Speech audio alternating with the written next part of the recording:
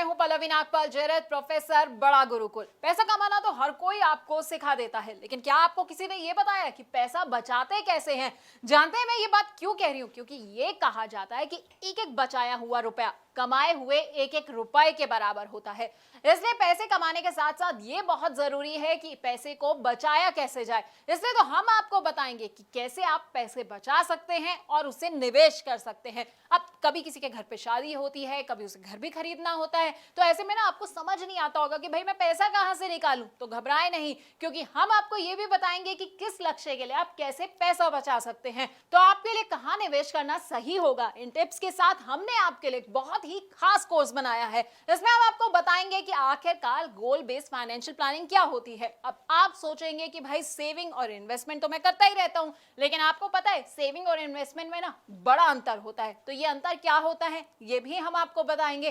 Portfolio management क्या होता है और कैसे आप गोल बेस्ड अपना पोर्टफोलियो बना सकते हैं, ये हम आपको समझाने वाले हैं। अब कई तरह के ना सिनेरियोज होते हैं, जैसे कि लोग क्या करते हैं, थोड़ा थोड़ा पैसा जो है वो हर महीने की सैलरी से निकालते हैं और उसे निवेश कर देते हैं। तो कई लोग क्या करते हैं कि बोनस मिला और सारा का सारा पैसा निवेश कर दिया। तो कौन सा सिनेरियो किसके लिए सही रहता है ये हम आपको बताएंगे। अपने कोर्स में हम आपको म्यूचुअल फंड्स के बारे में भी बताएंगे। और अगर आपके कुछ शॉर्ट टर्म गोल्स हैं, जैसे कि आप सोच रहे हैं कि भाई 6 महीने के बाद जो है ना मैं एक स्कूटर खरीद लेता हूं, या मैं सोच रहा हूं कि 6 महीने के बाद जो है बच्चों को घुमाने ले जाऊं, तो ऐसे गोल्स के लिए पैसा कैसे आपको इकट्ठा करना है ये हम आपको बताएंगे। अब कई आपके गोल्स ऐसे होंगे जो मीडियम टर्म होंगे, यानी कि आप सोच रहे होंगे कि भाई एक फॉरेन में अच्छी सी वेकेशन प्लान कर ली जाए, या फिर मेरे बच्चे की पढ़ाई जो है ना खत्म होने वाली है, अब उसकी हायर एजुकेशन की बारी आने वाली है, तो भाई मुझे उसके लिए पैसा कैसे इकट्ठा करना है, तो वो हम आपको बताएंगे।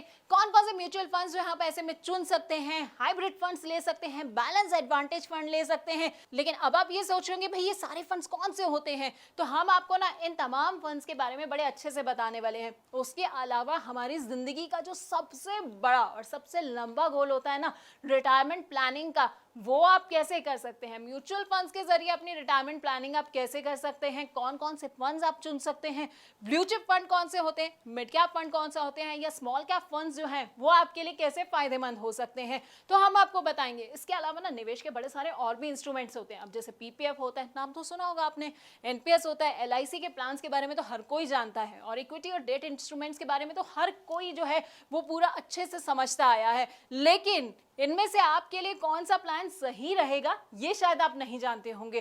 तो हम आपको ना अपने कोर्स में इन तमाम प्लान्स के बारे में अच्छे से जानकारी भी देने वाले हैं। और अगर आप रिटायर हो चुके हैं और आप सोच रहे हैं कि भाई मुझे तो बड़ा सारा रिटायरमेंट के बाद जो है ना पैसा मिल गया है, अब इसे मैं कहां पर निवेश करूं, तो बस आपको टेंशन नहीं लेनी है, क्योंकि हम आपको ये भी बताएंगे कि रिटायरमेंट के बाद आप कहां निवेश कर सकते हैं।